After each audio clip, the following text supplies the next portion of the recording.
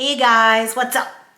So in today's video, I want to talk about one of the biggest mistakes that I made in my weight loss journey. And the goal is to talk about this to help you out so you don't make the same mistake.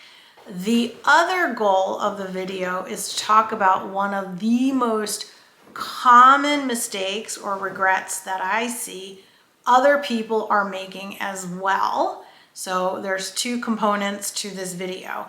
And if you can learn something from one of these two huge mistakes, it will set you up for a whole lot more success and more consistent success. So let's get started.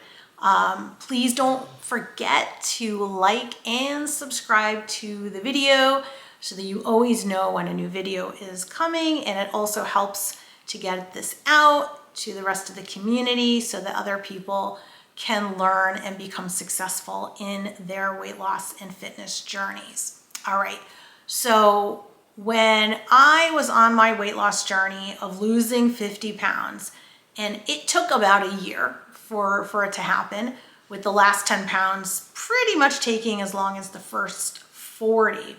But one of the biggest mistakes that I made was staying in a calorie deficit for a prolonged period of time. What this did was it led to a 4-month stall. Sounds really frustrating, right? And it was. I was very frustrated. I was doing everything I was supposed to do, and I was eating very low calories and working out and drinking my water and taking my shots, and I was very consistent. And yet the scale just wouldn't move. For 4 months, I couldn't figure out what to do.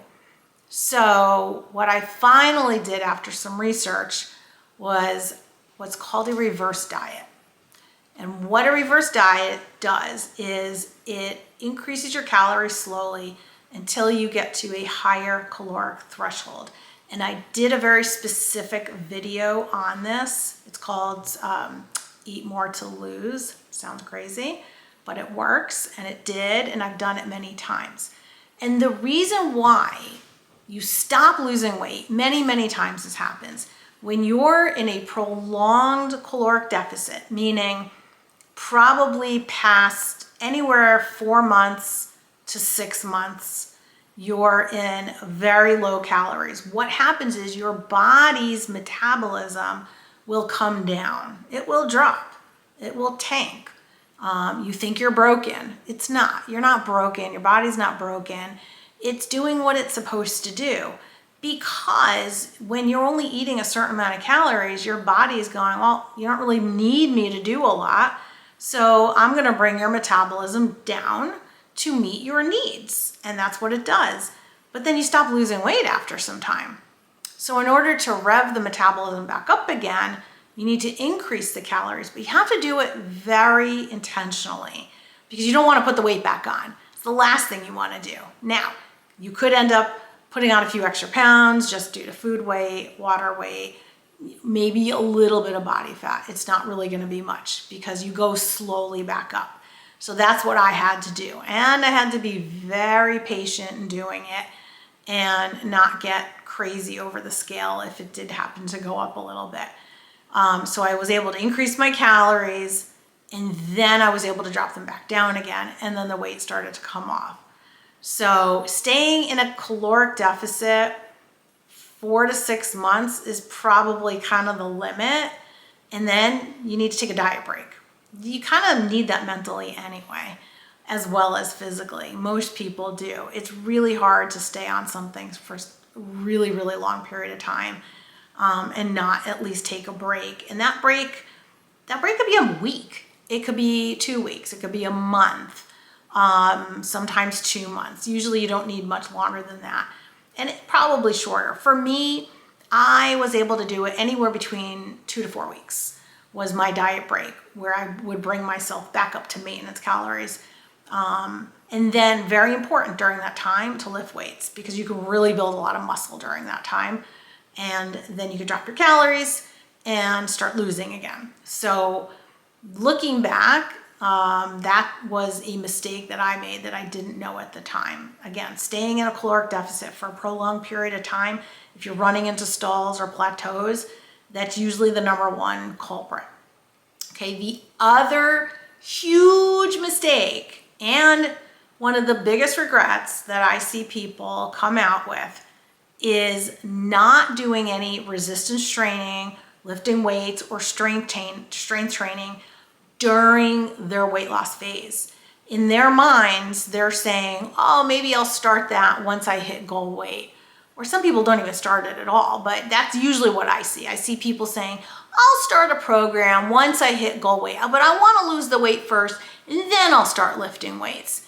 The problem is you hit goal weight and you've lost a lot of weight, but you've also lost a lot of muscle, because you can eat a lot of protein, but if you're not doing anything to stimulate your muscle, resistance training or any things that are going to trigger that muscle to grow, it doesn't matter how much protein you're consuming, you're not going to preserve your muscle. And the research has shown that just losing weight with no resistance training whatsoever, you could lose up to 40% of your lean muscle. And that you do not want. You want to preserve what you have, and ideally you want to build on what you have. You can absolutely build muscle in a caloric deficit. I've done it. It is absolutely possible to do it. You can build muscle and you can get stronger while you're losing body fat. So again, that is one of the biggest regrets that people have. And one of the things that happens, you hit goal weight, you haven't done anything. So now you don't look so good because you've lost muscle, you've lost body fat, you're smaller, but you kind of just look skinny and saggy. And that's when people go, oh, you have the Ozempic face or the Ozempic butt or something, because you've lost so much volume and muscles in your face, obviously muscles in your butt. And if you're lifting weights during your journey, that's not going to happen to you because you're going to retain your muscle. So from an aesthetics perspective, you're going to look a lot better when you hit your goal weight. But another reason to start lifting weights during your journey is because it does increase your metabolism. The more muscle you have, the more metabolically functional and healthy your body is going to be. So you're going to partition those calories that you take in so much better. So it will set you up for more success during your journey. And it has also been shown really to help people to be able to maintain the weight loss after.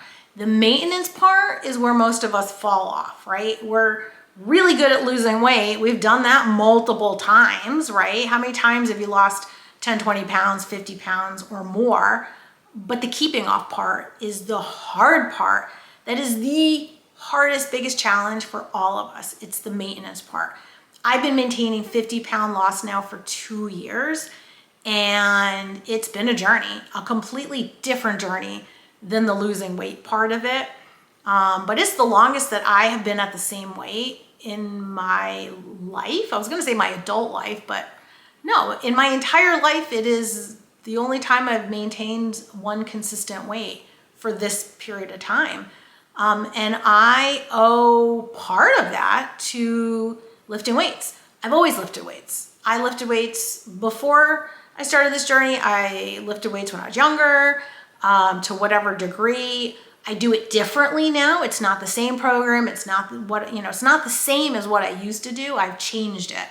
And that's another thing. You do have to change your program up. But start lifting weights now. If for some reason you aren't comfortable doing it, or you feel like I just want to lose a little bit more weight and then I'll start, that's okay. I mean, that's legitimate. I get it. Sometimes if you have a lot of weight to lose, sometimes you want to lose a portion of that before you start. But start at some point. If you could start today, start today. But if it's not going to be, for a little while, but prepare in your mind that it's going to happen during the journey, you will thank yourself. You will. You're going to be healthier. You're going to feel better.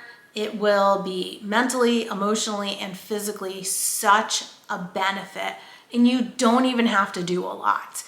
I lift 5 days a week and I walk every single day. But you don't have to. You don't have to do that much if you don't want to. You just need to start with doing some activity. Start with walking every day. Start with twice a week lifting. 10 minutes, 15 minutes, that's it. You could start with body weight. You could start with bands and then progress from there. The smaller you start, but just get started, plan it, start it, put it in your calendar, because I'm telling you, once you start, it will be hard in the beginning, but then it becomes a habit and then you're gonna love it. Eventually, not in the beginning, but eventually you will look forward to it. You will enjoy it. You will see the effects over time. And trust me, when you get to goal weight and you have muscle on you that you've uncovered, wow, that is amazing. That is what happened to me. I had never seen muscle before, not to the extent that I have now. And it's almost like unwrapping a gift. And when you drop the body fat and you can reveal the chiseled muscle underneath you, you're gonna thank yourself for starting when you did, because that's when the real benefit is going to be. You're gonna be metabolically healthier and it's going to help you to keep the weight off as well. Let me know in the comments, have you started a program, a lifting program? Are you looking to start a lifting program? Do you have any questions about how to start a lifting program or what it encompasses or anything from me? I would love to hear your comments, what your journey is. If you have any questions as well, I can hopefully help you out with that.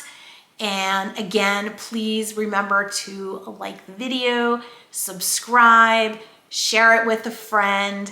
And if you're looking for more support, I do have a Facebook group. It is private under Juls Wellness Warrior. It's for GLP, weight loss, fitness.